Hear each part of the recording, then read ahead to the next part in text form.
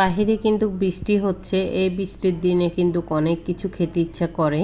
তো ফ্রিজটা খুললাম, ফ্রিজ খুলে দেখি যে কি আছে, কি রান্না করা যায়, কি খাওয়া যায়। আসলে এই ঠান্ডা ঠান্ডা দিনে কিন্তু অনেক কিছু খেতে ইচ্ছা করে। তারপরে ফ্রিজটা খুলে দেখি যে একটু বট আছে। তো বটটা দেখে কিন্তু কার লোভ সামলাতে পারি নাই, বের করে ফেলেছি। ভাবছি যে রান্না করে ফেলি। সবার পছন্দ, বাসায় অনেক পছন্দ করে সবাই। তো চলেন আপনাদের সাথেও শেয়ার করি। আসসালামু আলাইকুম, সবাই কেমন আছেন? নিশ্চয়ই ভালো আছেন। আমরা আলহামদুলিল্লাহ আছি, ভালো আছি। বরকে বাজারে পাঠিয়ে দিয়েছি। চিন্তা করেছি যে রান্নার কিছুই ছিল না। তো যখন ও বাহিরে গিয়েছে তখন ফ্রিজ খুলে দেখি যে বট আছে। তো আর আমি চিন্তা না করে কিন্তু বের করে ফেলেছি। বের করে ওটাকে দিয়ে আসছি, কারণ একটু বরফটা ছাড়ুক।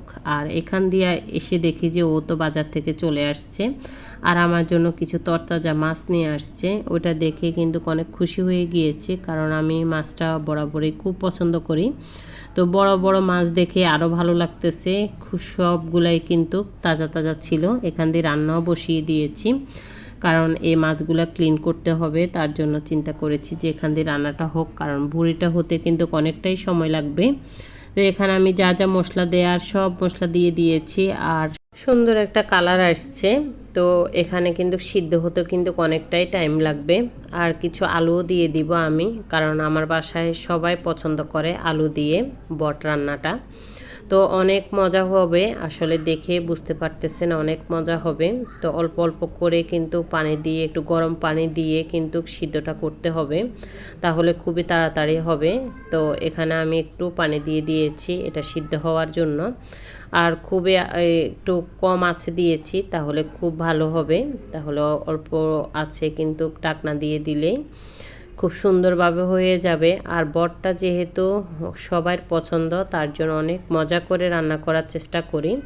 এই যে বাহিরে কিন্তু বৃষ্টি হচ্ছে, খুব সুন্দর বৃষ্টি।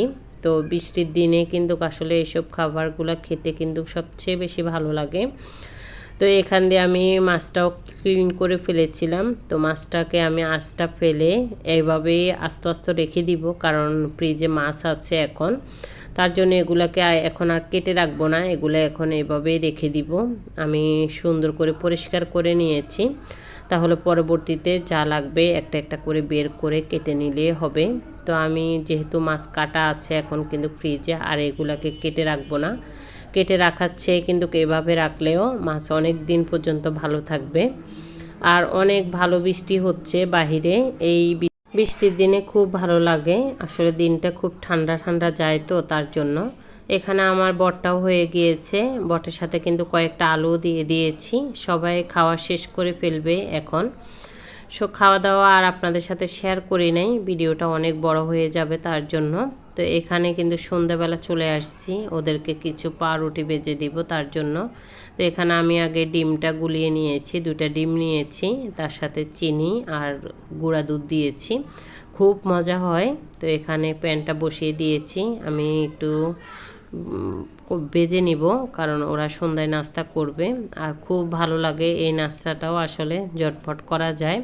তো বাসায় যেহেতু পাউরুটি আছে, আর চিন্তা করেছি যে আজকে আর কোনো নাস্তা দিব না, এটাই কিন্তু ওদের কাছকে দিব খেতে। খুব পছন্দ করে আমার বড় মেয়ে আর ছেলে। এখন কিন্তু দেখতেছি যে ছোট মেয়েও খুব পছন্দ করেছে, আজকে খুব মজা করে খেয়েছে। তো আমি সবগুলা ভেজে নিই, অল্প আছে কিন্তু ভাজলে খুব সুন্দর হয়। তো এই যে খুব সফট হয়েছে, আর এখন সবাই মজা করে নাস্তাটা খাক।